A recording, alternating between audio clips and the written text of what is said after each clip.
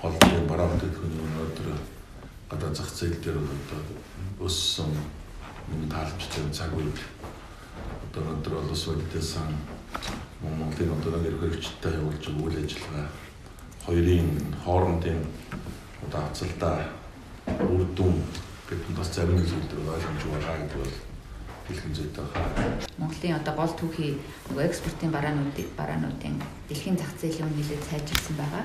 Тэгээ Монгол улсад орж ирэх гадаад валютын урсгал нэмэгдсэн. Гэхдээ нөхцөл байдал хараахан бүрэн тогтворж байгаагүй эмзэг байдлууд байгаа учраас одоо тайвшрах цаг болоогүй байна. Дахиад 2 жилийн хугацаанд шийдвэртэй арга хэмжээ хэрэгжүүлсэн хэвээрээ байх шаардлагатай байна. Тэгээ диск өсөлтөө таврны 3-т гэж өнөөдөр хэрэгжтэй тэрүүгээр их бахархаж байгаа. Нэг бол солоос валютын сантай хамтарч ирсэн үйл ажиллагааны үр дүн гэж нэгдэлтэй ярьж байгаа. Гэхдээ харамсалтай нь Арц намын засаг орж явах үеийн одоо эдийн засгийн үзүүлэлт инфляцийн түвшин үнэхээр 1.2% байсан баг тэг рүү ирсэн инфляц өнөөдөр 8% байгаа.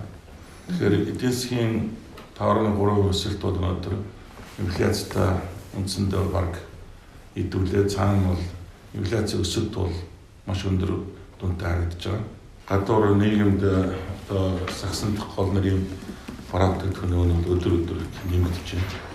Энэ нэрийн одоо хөдөлთა авч чадварыг бол маш их содруулж байгаа. Макро түвшинд эдийн засгийн үзүүлэлт сайн мэд харагдаж байгаа боловч яг бодит сектор дээр амьдрал дээр бол иргэдийн одоо амьдралд нөлөөлж эерэг үзүүлэлтүүдээс харагдахгүй байна. Жишээ нь өнөөдөр иргэдийн салбарын одоо дунд мөржилтэй сувилагч багамжларын хувьд жишээ нь авч байгаа цалин бол 450,000-аас 500,000 байгаа. Доллараар илэрхийлэх юм бол энэ одоо үндсэндээ бол $200 бүртгүйтэй ийм одоо маш бага цалин авч байгаа.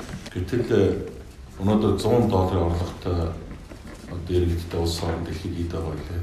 Өнөөдөр үндэсний асар их баялагтай энэ асар их ууган газар нутгийн улс орны хувьд өнөөдөр Африк, Латин Америк орнуудаас доогуур үзүүлэлттэй амьдралын одоо ийм одоо нөхцөл байдал байна. Өнөөдөр би бодогдуулж байгаа гэж найдаж байгаа.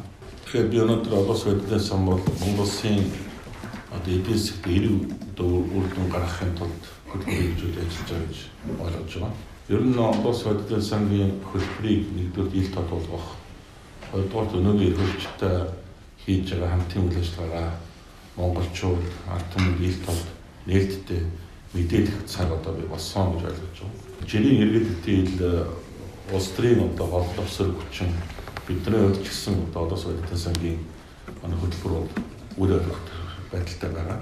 Шодоохой ихэд эрхлэгчид судалгаагүй тухайн үед улс төрийн хожоо хаасан одоо хий хоосон амлалтуудаа биелүүлж чадахгүй байх тэр одоо нөхцлөө олон солиотой сангийн одоо нэрээр халахвчилж бүх одоо бурууг бол олон солиотой сан гэдэг энэ танаа байгуулгын нэрээр одоо халахвчлах одоо тэрийг зөвтгөх энэ одоо хэрэгсэл болгож ашиглаж байгаа гэдэг бол хэд улс төржүүлж байгаа гэдэг би зөвхөн хэлмээр.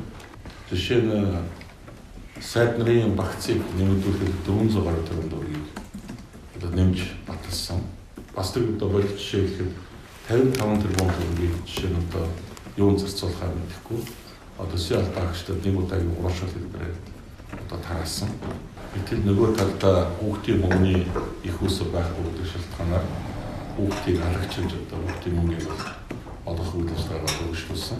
Тэгэхээр валютын сангийн үйл ажиллагаатай холбоотой одоо сөрөг дүүнэлтүүд тэгээд үйл ажиллагааны талаар ил тод байдлын тухайд бол манай үйл ажиллагааны төрлөөс хамаарат валютын сан руу хандсан одоо ийм сөрөг мэдээллүүд бол зайшгүй гардаг. Тэгэхээр тэрнийгээ би хүлээж авахд бэлтгэлтэй байх хэрэгтэй гэж бодож байгаа. Тэгэхээр эцсийн дүндээ бол засгийн газар Монгол улсын эрх баригчид бүх шийдвэрээ гаргах эрх мэдэл нь бүрэн байгаа. Манай байгууллага болон бусад хамтлагчдын хувьд бол Монгол улсад тусалцаа дэмжлэгээ үзүүлэхдээ тэр бидний тусалцаа дэмжлэг Монгол улсад одоо тогтвортой байдлыг бий болгохын төлөө тийм зорилго агуулж ирдэг. Одоо улсын бодитын сан маань оюу толгоогоос орж байгаа одоо бодит орлого мөнгөний урсгалыг Монголын банк санхүүгийн байгууллагаар дамжуулахыг яагаад эсэргүүцсэн бэ?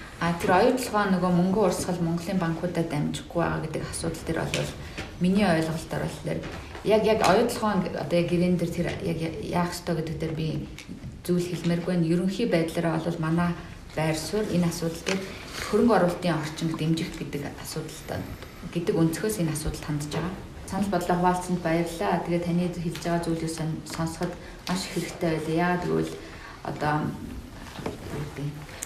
сайшаалтыг сонсноос илүү нөгөө нэг ийм шүүмжлэлийг сонсох нь биднэрт хэрэгтэй. Яагаад гэвэл бид нар одоо ажилдаа юуг орхигдуулаад байна вэ гэдгийг одоо энэ дундаас олж харах боломж байна.